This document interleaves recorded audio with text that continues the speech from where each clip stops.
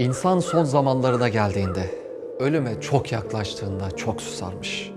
Öyle bir susarmış ki denizler kadar su içse o susuzluğunu gidermezmiş. Ve o anda, insanın o yolculuğu anında, bu dünyaya veda etmek üzere olduğu o anlarda yanına şeytan gelip elinde bir kadeh su ile onun imanını almaya, onu kandırmaya çalışırmış.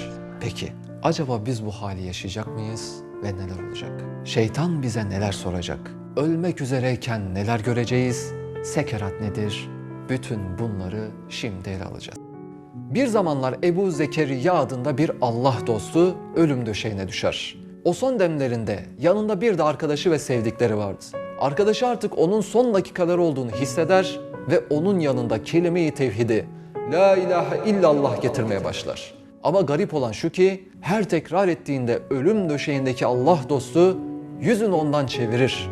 Arkadaş ona bakarak bir daha La ilahe illallah der. O bir daha yüzünü çevirir. En son bir daha getirince Allah dostu ben o sözü söylemem der. Arkadaşı şaşırır. Nasıl olur da hayatı boyunca 5 vakit namazını camide kılan, gündüzleri oruç tutan, herkese iyilik eden, Allah'ı hep razı etmeye çalışan bu adam böyle bir söz söyler der. O sırada Ebu Zekeriya kendine gelir, gözlerini açar ve az önce siz bana bir şey dediniz mi diye sorar. Arkadaşı olayı anlatır ama herkes şaşkındır. Hala kimse neden bu Allah dostunun böyle bir şey dediğini anlam veremez. Ve Ebu Zekeriya olayın asıl yüzünü anlatır. Der ki, siz bana birinci defa söylediğiniz zaman o sırada şeytan elinde bir kadehle geldi. Kadehi salladı ve bana suya ihtiyacın var mı dedi. Ben de yüzümü çevirdim. İkinci defa dediğinizde ise şeytan bir daha yanıma geldi ve İsa Allah'ın oğludur dedi. Ben yine yüzümü çevirdim. Üçüncü defasında ise şeytan geldi ve dedi ki La ilahe yani haşa hiçbir ilah yoktur dedi. Ben de ona ben o sözü söylemem dediler. Allah dostu bunu açıkladıktan sonra kelime-i şehadeti getirir ve sakince ruhunu teslim eder, Rabbine kavuşur. Evet kardeşlerim, bu zatın yaşadığı sekerat halidir. Yani ölüm sarhoşluğu. Bu hikayeden bile bu sekerat anının ne kadar ağır ve yorucu geçtiğini az çok anlamışsınızdır. Ve bunun yanında bizim aklımıza onlarca soru geliyor. Peki biz de bu sekerat anı nasıl olacak? Biz bununla yaşayacak mıyız? Ne yapmamız lazım ki o anda şeytan bizi kandıramasın? O anda doğru ve yanlışı biz nasıl hissedeceğiz? Evet, bu durumu neredeyse hepimiz yaşayacağız. Ve şeytan bize en son hamlelerini oynayacak. İmanımızı almak için saldıracak. Peki imanımızı alamaması için, o son noktada imanımızı kaybetmemek için ne yapmamız lazım? Size küçük bir örnek vereceğim.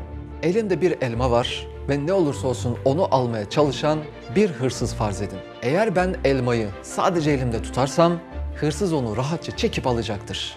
Elmayı ısırdığım vakit onu alması biraz daha zorlaşır ama ne yapar eder bir şekilde ağzımdan yine alabilir. Daha da zorlaştıralım ve elmayı yuttuğumu düşünün. Artık alamaz diye düşünürüz belki ama bir bıçakla karnımı deşip o elmayı hala alma ihtimali var. Ama ben o elmayı yuttuktan sonra sindirip vücuduma dağılmasını sağlarsam her ne yaparsa yapsın o elmayı benden alamaz. Çünkü artık o elma dem ve damarlarıma kadar karıştı. Öyle de iman örnekteki elma gibidir. Hırsız ise sadece ölüm anında değil, hayatımız boyunca elimizdeki imanımızı hileleriyle almaya çalışan şeytanın ta kendisidir. Eğer biz de iman meselesini aklımıza, kalbimize, ruhumuza yani dem ve damarlarımıza kadar karıştırabilirsek ne dünyada ne de ölüm anında şeytan hiçbir şey yapamaz. İman ise Allah'ın varlığı, Peygamberimizin hak peygamber olduğu ve diğer iman esaslarının ispat ve delillerini okumak veya dinlemekle güçlenebilir. Dem ve damarlarımıza karıştırmak ise ibadet ile, amel ile, günahlardan kaçınmak ile olur. Yoksa sadece aklı doldurmaktan öteye geçemez. Eğer sen bir Allah var deyip yok gibi yaşıyorsan, günahlarını kimse görmüyormuş gibi gizli gizli işlemeye devam ediyorsan, günde 5 defa seni huzuruna çağıran Rabbini hiçe sayıp boş bahanelerle Rabbinin emrettiği namazı terk edebiliyorsan, acaba ölüm anında kim sana yardım edecek? Ömrüm boyunca peşinden koştuğun dünya malları mı? Geceli gündüzlü oynadığın bilgisayar oyunları mı? çok sevdiğin, vazgeçmem dediğin haram sevdaların mı? Faiz bulaştırdığın evin, araban, paraların mı? Yoksa ömür boyu peşinden koştuğun makam, rütbe, diplomaların mı? Haydi sen söyle kardeşim. Ölüm anından neyin var Rabbinden başka? Artık değişmenin zamanı gelmedi mi? Nereye kadar böyle devam edeceksin? Gençlik hiç şüphe yok ki gidecek. Ölüm düşündüğün kadar uzak değil.